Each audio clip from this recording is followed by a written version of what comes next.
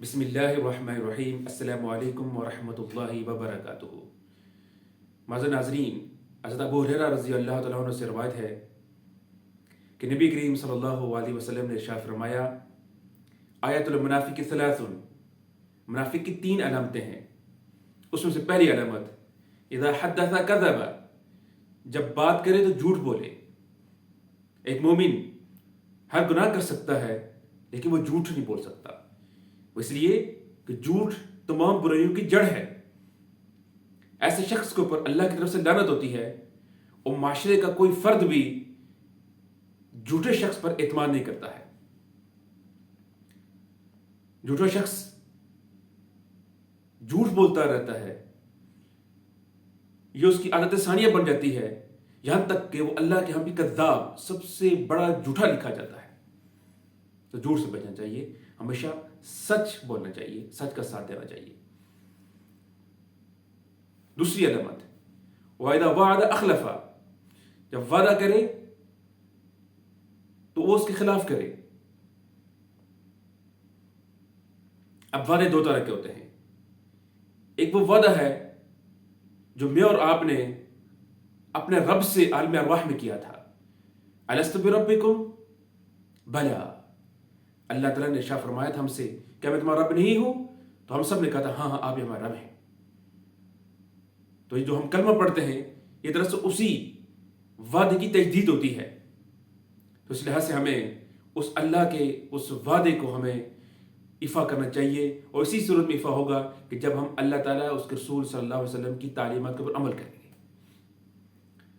दूसरा वादा वो होता है कि एक फर्द दूसरे फर्द से वादा करता है, या एक कोई ऑर्गेनाइजेशन, चाहे वो प्राइवेट सतह की है या सरकारी सतह पे है, वो किसी एक फर्द से एग्रीमेंट करती है।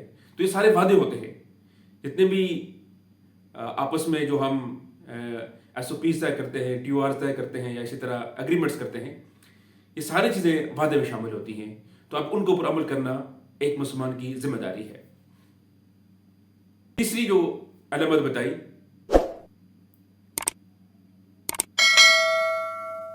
वइज़ा तुमिना खाना, कि जब उसको अमीन बनाया जाए तो वो खयानत करे। अल्लाह ताला को खाइन और बददियानत इंसान पसंद नहीं है। अल्लाह ताला दीनदार बंदे को पसंद करता है। अब अमानतें भी 2 तरह की होती हैं। एक तो वो अमानतें हैं जो अल्लाह ताला ने मुझे और आपको अता की हुई हैं। अल्लाह की अता करता जितनी भी नेमतें हैं, हमारा वजूद है, इल्म है, माल है, इज्जत है, ये सारी चीजें अल्लाह की अता करदा नेमतें हैं और अमानतें भी हैं।